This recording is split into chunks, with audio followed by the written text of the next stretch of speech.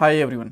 Last part के अंदर हम लोगों ने क्वेश्चन डिटेल वाला पेज बना लिया था। यहाँ पे सबमिट के लिए इनपुट फील्ड और एक बटन भी बना लिया था। इस पार्ट के अंदर हम लोग सबमिट आंसर वाली फंक्शनैलिटी को कंप्लीट करने वाले हैं। सो क्या क्या होगा, सबसे पहले हम लोग एक फॉर्म क्रिएट करेंगे आंसर के लिए। यहाँ पे आप बोलोगे कि फॉर्म तो ऑलरेडी है ना, देखो यहाँ पे इनपुट फील्ड है, बटन है, बट ये पूरा फॉर्म नहीं है। इसको कंप्लीट करेंगे हम लोग। आफ्टर दैट एक आंसर वाली टेबल बनेगी डेटाबेस के अंदर, हमारे आंसर को सबमिट करेंगे डेटाबेस टेबल में। देन पूरे फ्लो को टेस्ट करेंगे कि प्रॉपरली काम कर रहा है कि नहीं कर रहा।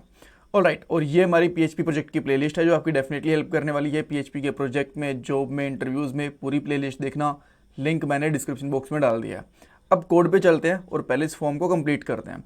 सो क्वेश्चन डिटेल वाले पेज पे जाते हैं। पहली चीज़ तो हमारे पास यहाँ पे फॉर्म नहीं है, बस दो इनपुट फील्ड है, तो मैं यहाँ पे एक फॉर्म टैग ऐड कर लेता हूँ।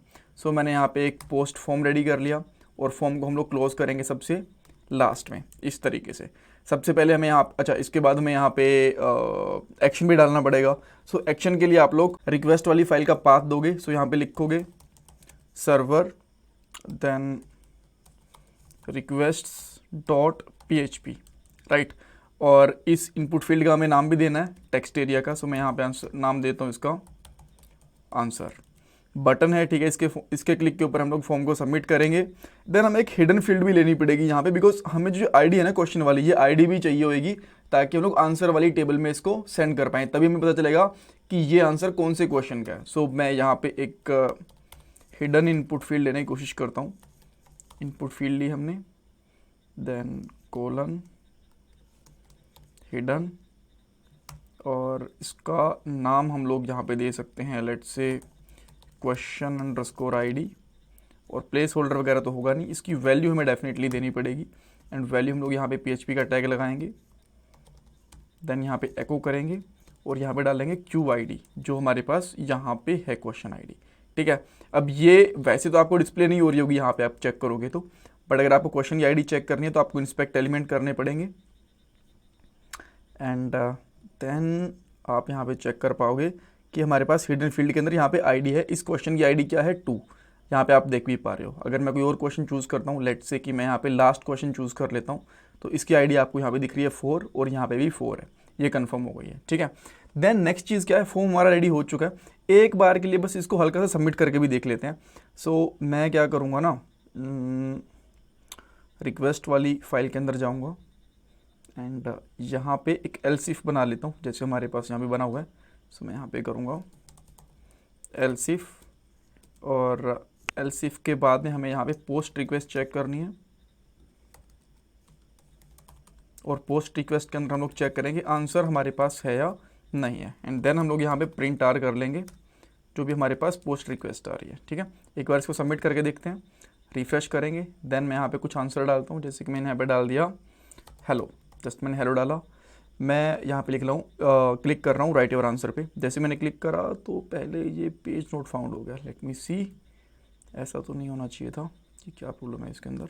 सॉरी, एक्चुअली यहाँ पे डॉट आएगा ना कि स्लैश आएगा, ये गलती से स्लैश लग गया था। वापस से जाता हूँ, उसको सबमिट करता हूँ फिर से। मैं यहाँ पे टेस्ट लिखता हूँ तो आप यहाँ पे देख पा रहे हो हमारी क्वेश्चन आईडी एंड जो आंसर है दोनों आ चुके हैं, ठीक है। देन इसके बाद हम लोग क्या करेंगे, एक डेटाबेस में जाके टेबल क्रिएट कर लेते हैं। और इस टेबल के अंदर मुझे कितनी कॉलम्स चाहिए मैं आपको बताता हूँ। एक तो मुझे आईडी चाहिए ऑब्वियसली आंसर के लिए, पूरा आंसर का डिस्क्रिप्शन चाहिए तो, देन मुझे क्वेश्चन आईडी और यूज़र आईडी, ताकि किस यूज़र ने एक आंसर को ऐड करा वही मैं यहाँ पे चेक करूँ। तो मुझे 4 चीज़ें चाहिए। सिंपली मैं यहाँ पे लिखूँगा आंसर्स, देन यहाँ पे मैं आईडी लूँगा, आईडी इंटीजर, ठीक है। देन इसके बाद में आंसर मैं यहाँ पे डाल देता हूँ varchar। देन उसके बाद में question ID and then user ID भी होगी, एक यूज़र आईडी हो गई। ये आप लोग चाहो तो आई गेस इंटीजर में काम चल जाएगा, इनको मैं इंटीजर ही रखता हूँ। इसकी वैल्यू मैं यहाँ पे डालता हूँ 10, varchar की 100, ज़्यादा डाल देते हैं, आंसर का डिस्क्रिप्शन काफ़ी लॉन्ग भी हो सकता है। देन 10 हम लोग डालेंगे इन दोनों के लिए, क्वेश्चन आईडी और आंसर आईडी के लिए। देन इसको हम लोग ऑटो इंक्रीमेंट कर देते हैं एंड सबमिट कर देते हैं हम लोग टेबल को सेव कर देते हैं। सो हमारी टेबल यहाँ पे क्रिएट हो चुकी है, आप देख पा रहे हो। अभी के लिए इसमें कोई भी एंट्री नहीं है। सो अब हमें क्या करना है, रिक्वेस्ट वाली टेबल के ऊपर आके जो ऊपर इंसर्ट वाली हमारी फंक्शनैलिटी है ना, इसको मैं कॉपी क्यों नहीं कर लेता, इसको मैं कॉपी कर लेता हूँ, उससे होगा कि हमारा टाइम बच जाएगा। सो मैं यहाँ पे इसको पूरे को कॉपी करता हूँ और यहाँ पे पेस्ट करता हूँ, ठीक है। अब इसको डिटेल में समझाने की भी ज़रूरत है नहीं, बिकॉज हम लोग लास्ट वाले पार्ट के अंदर ऑलमोस्ट सेम कर चुके हैं, और जो ट्यूटोरियल वाली प्लेलिस्ट है उसके अंदर भी मैंने एक चीज़ आपको डिटेल में बताई है, ठीक है।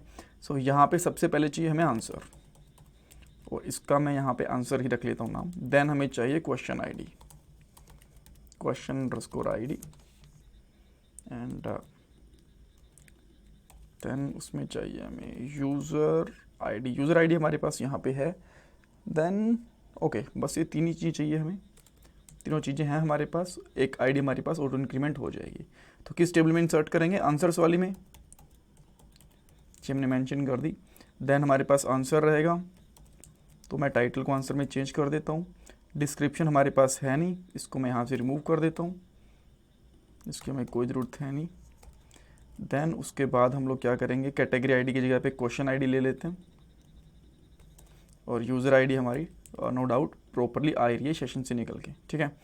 एंड देन हम लोग क्या करेंगे, जो हमारे पास यहाँ पे क्वेश्चन है, इसको मैं यहाँ पे कर लेता हूँ डॉलर क्वेरी कर लेता हूँ, एंड इसको भी हम लोग यहाँ पे क्वेरी कर लेंगे। आई गेस सब ठीक है। इंसर्ट आईडी क्या हमें चाहिए, क्या इसकी हमें ज़रूरत नहीं है, इसको मैं यहाँ से हटा देता हूँ। Then answer is added to the, इसको मैं चेंज कर देता हूँ, यहाँ पे कर देता हूँ आंसर क्वेश्चन की जगह पे, ठीक है। Answer is not added to question, और यहाँ पे कर देता हूँ answer is not submitted. Cool. अब एक बार के लिए इसको रिफ्रेश करके देखते हैं, आई होप सब कुछ ठीक जाएगा। वापस जाता हूँ मैं यहाँ पे, देन मैं यहाँ पे लिखता हूँ ओके की फुल फॉर्म क्या होती है, तो मैं यहाँ पे लिख देता हूँ okay full form is all correct. मुझे बताना कि ये पता था कि आपको कि ओके की फुल फॉर्म ऑल करेक्ट होती है। एंड देन मैं जैसे इसको सबमिट करूँगा तो आप देख सकते हो वापस हम लोग इस पेज के ऊपर आ गए हैं, राइट। तो वैसे इसको क्वेश्चन वाले पेज के ऊपर जाना चाहिए था, बट दैट्स फाइन, कोई बात नहीं। अब यहाँ पे देखते हैं, हमारे पास एक आंसर यहाँ पे रेडी हो चुका है, ऑलराइट। सो अब यहाँ पे आप देख सकते हो जो यूज़र आईडी थी वो आ चुकी है, यहाँ पे क्वेश्चन आईडी आ चुकी है, और ये सारी की सारी आईडीज़ आ चुकी हैं। बट मैं ये चाहता हूँ कि यहाँ पे जो पीछे यहाँ पे सबमिट हुआ था ना, ये यहाँ पे नहीं आना चाहिए जब मैं किसी क्वेश्चन का आंसर करता हूँ। जैसे कि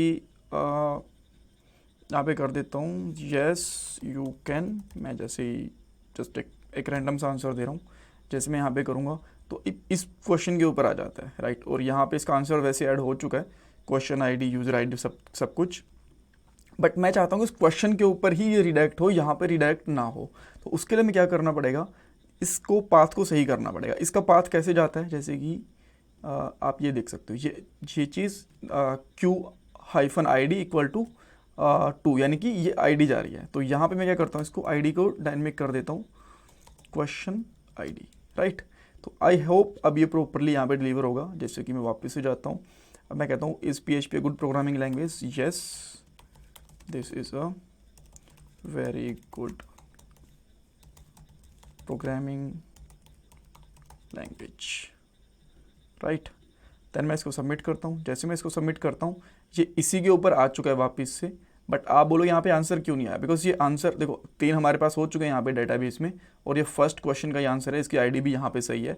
बट यहाँ पे डिस्प्ले इसलिए नहीं हो रहा बिकॉज अब तक हम लोगों ने इसके आंसर्स को यहाँ पे डिस्प्ले नहीं करवाया। नेक्स्ट पार्ट के अंदर हम लोग क्या करेंगे, इसके आंसर्स को यहाँ पे डिस्प्ले करवाएंगे। एक एक चीज़ स्टेप बाय स्टेप चल रहे हैं, काफ़ी चीज़ें हम लोग कर चुके हैं। देन उसके बाद हम लोग यहाँ पे कैटेगरीज वगैरह पे भी आएंगे, लेटेस्ट क्वेश्चन वगैरह भी करेंगे। Thank you so much for watching this part. इसमें कुछ डाउट, कुछ कन्फ्यूज़न है, मुझे कमेंट सेक्शन में पूछ सकते हो। एंड प्लीज़ चैनल को सब्सक्राइब करना, वीडियो को लाइक करना बिल्कुल मत भूलना। Thank you so much guys.